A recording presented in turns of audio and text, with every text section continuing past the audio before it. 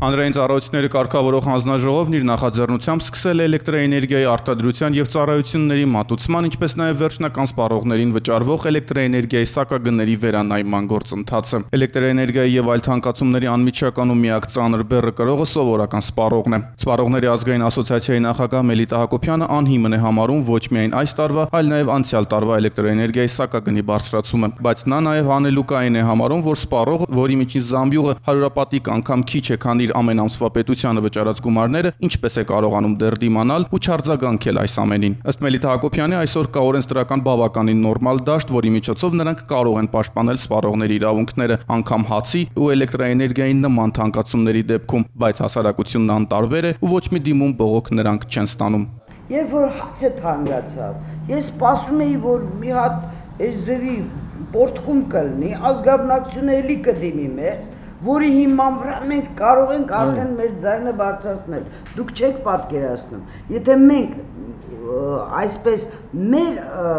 ցանկությամբ ենք գնում առաջ, դա լրիվ ուրիշ բան է, բայց երբ որ ազգաբնակությունը կանգնում է մեր հետևում, դա արդեն ուրիշ բան է։ Քաղաքացիները փաստաթղթերով բողոքել չեն ցանկանում, բայց հունիսի 23-ին հանրային ծառայությունները կարգավորող հանձնաժողովի դիմաց մի խումբ քաղաքացիներ բողոքի ակցիա անցկացրեցին էլեկտրաէներգիայի սակագնի բարձրացման դեմ։ Քաղաքացիների պահանջները երկուսն են՝ չթանկացնել էլեկտրաէներգիայի սակագինը եւ սահմանել գնագոյացման հստակ մեխանիզմ։ Սկզբում ակցիան անցնում էր խաղաղ, բայց հետո ոստիկանության եւ ակցիայի մասնակիցների միջև տեղի ունեցավ բախում, որի արդյունքում որոշ մասնակիցներ ոստիկանության կողմից բերման ենթարկվեցին։ Կանխենք էլեկտրաէներգիայի թանկացումը նախաձեռնության անդամները բողոքում են առանց պատճառի, առանց օրինական հիմնավորման հունիսի 23-ին հանրային ծառայությունները կարգավորող հանձնաժողովի մոտ իրականացված ակցիան ոստիկանության կողմից կանխվեց։ Նախաձեռնության անդամ ակցիայի մասնակից Արման Ավետիսյանն ասում է, որ նախատեսված էր խաղաղ ակցիա։ Հավաքի մասնակիցների թիվը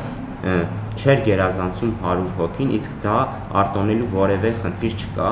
ինչ-որ մեկին տեղեկացնելու։ Ակցիայի մասնակից Արսեն Ադամյանն էլ պնդում է, որ բացարձակապես ոչ մի օրինական պահանջ ոստիկանների կողմից որևէ մեկին չի ներկայացվել, ինչպես ինքը նշեց, իրեն էլ նստացրել են ոստիկանական մեքենան, երբ ուղղակի մայթին կանգնած է եղել։ Փորձում են հրել դեպի ներքև, որ դա տեսան չստացվեց, ուղղակի պարզապես այդ մայթի տարածքից իրանք վերցրել են եւ բռնի կերպով տեղափոխեցին մեքենայի մեջ, առանց որևիցե պահանջ ներկայացնելու օրինական։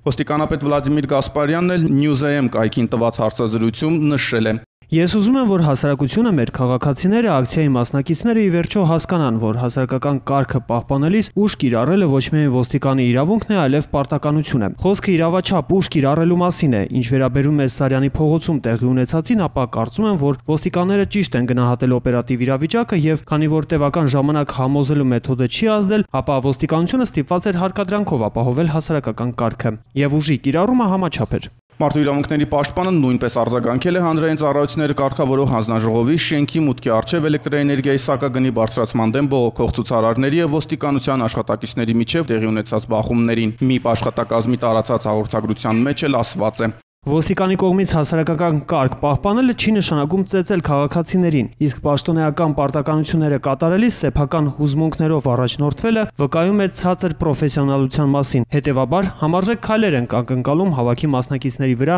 անհամաչափ ուժ կիրառած բոլոր ոստիկանների նկատմամբ։ Միառժամանակ հավաքի որոշ մասնակիցներ եւս անթույլատրելի վարքագիծ են դրսևորել։ Լրատվամիջոցներում տարածած մի շարք տեսանյութերում երևում է, թե ինչպես են նրանցից ոմանք կոպիտ կերպով վիրավորում կամ հրում ոստիկան։ Մարդու իրավունքի իրացումը չի ենթադրում ամենաթողություն, հակաիրավական պահվածք եւ անհարգալից վերաբերվունք իրավապահների հանդեպ։ Հիշեցնենք, որ մինչ օրս որևէ գրավոր բողոք ակցիայի մասնակիցների կողմից չի ներկայացվել ոչ հանրային ծառայությունները կարգավորող հանձնաժողով եւ ոչ էլ Հայաստանի Հանրապետության ոստիկանություն։ Սուրեն Հակոբյան, Իշխան Պետրոսյան, Փաստ լրատվական։